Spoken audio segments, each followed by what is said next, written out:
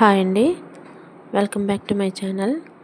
ఈరోజు ఇవానాస్ కిచెన్లో ఒక న్యూ రెసిపీ అండి. చూడండి, నేను ఇక్కడ డ్రై ఫ్రూట్స్ తీసుకుంటున్నాను. ఒక చిన్న కప్పు చూపించాను కదండి, ఆ కప్పుతో బాదం, వాల్నట్స్, పిస్తా, జీడిపప్పు, పావు కప్పు గుమ్మడి గింజలు, పావు కప్పు సన్ఫ్లవర్ సీడ్స్ తీసుకున్నానండి. వీటన్నిటిని ఈ విధంగా విడివిడిగా దోరగా ఫ్రై చేసుకోవాలండి. ఇవి మంచి స్మెల్ వచ్చే వరకు దోరగా ఫ్రై చేసుకొని మరలా ప్లేట్లో వేసుకొని అవన్నీ చల్లారిన తర్వాత వాటన్నిటిని మిక్సీ పట్టుకోవాలండి. వీటితో పాటు నేను కొంచెం నువ్వులు కూడా తీసుకుంటున్నానండి, ఒక అరకప్పు నువ్వులు. ఈ విధంగా అన్నిటినీ కూడా చల్లారిన తర్వాత మిక్సీ వేయాలండి. మిక్సీ వేసుకున్న తర్వాత దీనిలో కాస్త బెల్లం కూడా కలుపుకోవాలండి. 2 యాలకులు కూడా వేసుకొని మిక్సీ పట్టుకోవాలి.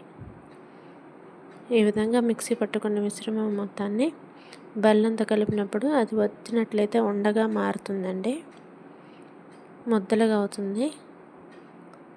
ఇప్పుడు నేను ప్యాన్ పెట్టుకొని ప్యాన్లో ఆయిల్ వేసుకొని ఆయిల్ హీట్ అయిన తర్వాత ఈ ఉండలు చుట్టడానికి కొంచెం నెయ్యి వేసానండి. నెయ్యి వేయిపోయినా పర్వాలేదు, బెల్లంతో కలిపినప్పుడే ఉండలుగా వచ్చేస్తుందండి.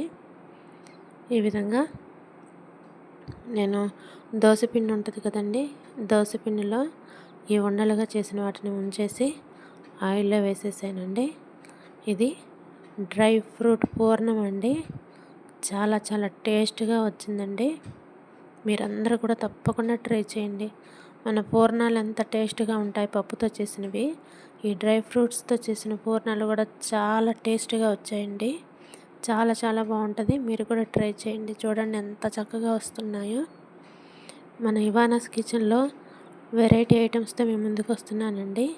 దయచేసి మన ఛానల్ని సపోర్ట్ చేయండి, షేర్ చేయండి, లైక్ చేయండి, కామెంట్ చేయండి. ఈ ఐటమ్స్ తప్పకుండా మీరు కూడా ట్రై చేయండి. ఇవన్నీ డ్రై ఫ్రూట్స్ అండి, మన హెల్త్కి చాలా మంచిది. పిల్లలకి పెట్టినా కూడా చాలా ఇష్టంగా తింటారండి.